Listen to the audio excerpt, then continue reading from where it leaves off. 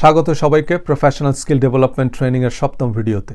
আগের ভিডিও যেখানে শেষ করেছিলাম যে অ্যাটিটিউড বা মনোভাব কি, আমরা অভ্যাসবশত কি ভাবি বা অনুভব করি, অর্থাৎ আমাদের টপ অফ দ্য মাইন্ডে ভাবনাটা কি, ইতিবাচক না নেতিবাচক। Marketing professional and public speaker for the last 15 years. আমাদের দৃষ্টিভঙ্গি, কোনো বিষয়ে আমাদের এক একজনের এক এক রকম মতামতের কারণ আমাদের ভিন্ন ভিন্ন দৃষ্টিভঙ্গি। আপনি কি দেখবেন সেটা ডিপেন্ড করে আপনি কিভাবে দেখবেন তার উপর। ন্যায় অন্যায়, হালাল হারাম, উচিত অনুচিত এসব নির্ভর করে আপনি কোন ধর্ম, দল, মতাদর্শের চশমা দিয়ে দেখছেন। এই মুহূর্তে নিউ ইয়র্কে রাত, আবার ঢাকায় দিন, তো এখন দিন না রাত এটা ডিপেন্ড করে এই মুহূর্তে আপনি কোথায় আছেন। আমাদের মন মস্তিষ্কের কাঠামোয় আমরা আমাদের আশেপাশে যাই ঘটুক তার মূল্যায়ন করি। আমরা কিভাবে চিন্তা করি, বিভিন্ন পরিস্থিতিতে আমাদের প্রতিক্রিয়া কি, সেটাই আমাদের সাফল্য বা সমাধানের রাস্তা দেখায়। ডেভিড ও গলিয়াথের গল্প আমরা সবাই জানি। গলিয়াথ ছিল একটা বিরাট দৈত্য যে গ্রামের ছোট ছোট ছেলে মেয়েদের ভয় দেখাতো। একদিন সে গ্রামে ডেভিড নামে এক কিশোর তার আত্মীয়ের বাড়িতে বেড়াতে এলো। তো সে তার চাচাতো ভাইদের জিজ্ঞেস করলো যে তোমরা সবাই মিলে কেন দৈত্যটাকে মেরে ফেলছো না। তারা বলল, he is too big to hit, মানে সে এত বড় যে তাকে মারা অসম্ভব। ডেভিড বলল যে না, he is too big to miss, সে এত বড় যে আমাদের একটা গুলিও মিস হবে না। এবং এরপর যা ঘটল, সব ছেলে মেয়ে মিলে গুলতি দিয়ে দৈত্যটাকে মেরে ফেলে।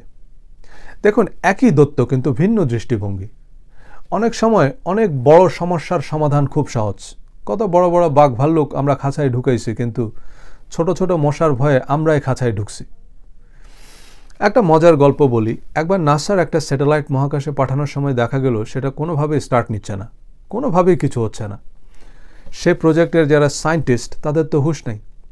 এর মধ্যে সেখানে আমাদের এক বাঙালি ভাই গেল পিজা ডেলিভারি দিতে। তো সে একজনকে জিজ্ঞেস করলো, কী ব্যাপার, সবাই খুব টেনশানে, কী সমস্যা?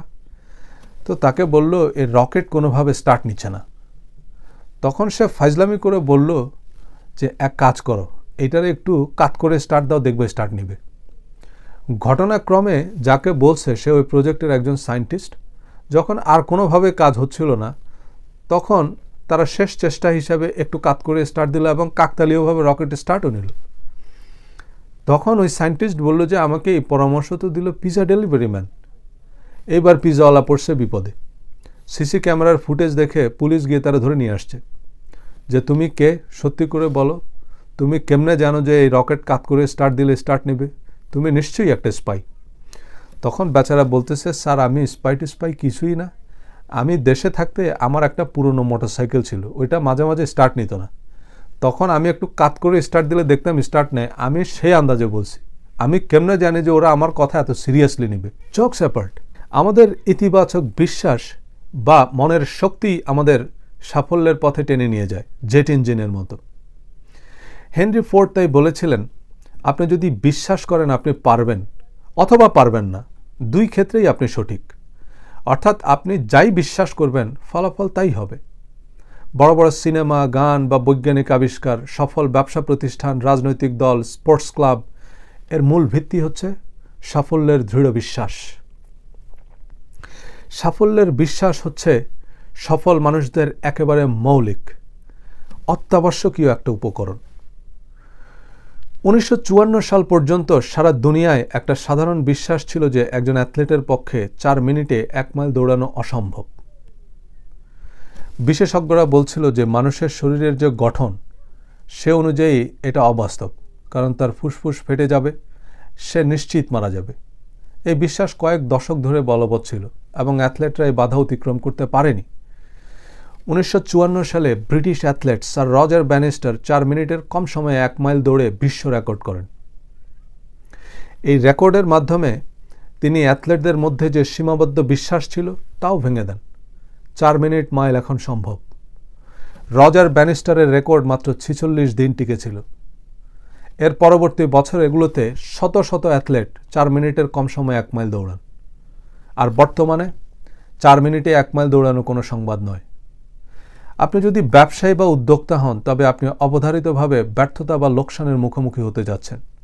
যদি এটা ইতিমধ্যে না হয় তবে কখনো না কখনো হবেই। এটা আপনাকে নিরুৎসাহিত করার জন্য নয়, বরং এটাই বাস্তবতা। কিন্তু আপনার বিশ্বাস যদি দৃঢ় হয়, তবে কোনো লোকসান বা প্রতিবন্ধকতা আপনাকে পুরোপুরি মুছে ফেলতে পারবে না। Believe in yourself is the name of the game.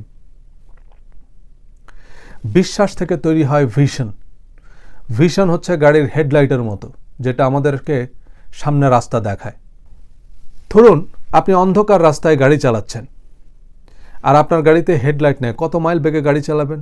মোটেও না, কারণ আপনি আপনার সামনের রাস্তাই দেখছেন না। আপনার ভাবনায় যখন সাফল্য থাকবে, আপনার মন তখন সাফল্যের জন্য প্ল্যান তৈরি করবে, আর ব্যর্থতার চিন্তা ঠিক উল্টোটা করবে।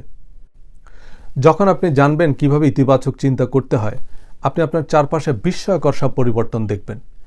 ইতিবাচক মানসিকতা মানে আপনি সাফল্যের জন্য যা যা করণীয় তাই করবেন, কারণ ব্যর্থতা আপনার মাথাতেই নেই। মানুষ মহাশূন্য ভ্রমণ করতে পারে, এই অবিচল বিশ্বাস না থাকলে বিজ্ঞানীরা সামনে অগ্রসর হওয়ার উৎসাহই পেতেন না। অবিশ্বাস একটা নেতিবাচক শক্তি। আমরা যখন সাফল্যের সন্দেহ বা অবিশ্বাস করি, তখন আমাদের মন ব্যর্থতার কারণ খুঁজতে থাকে।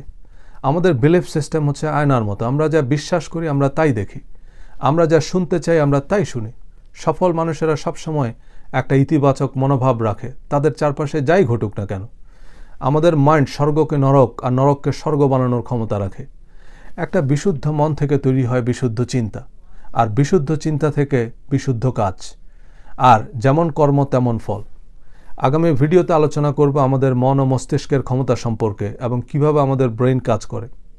আজ তাহলে এ পর্যন্তই।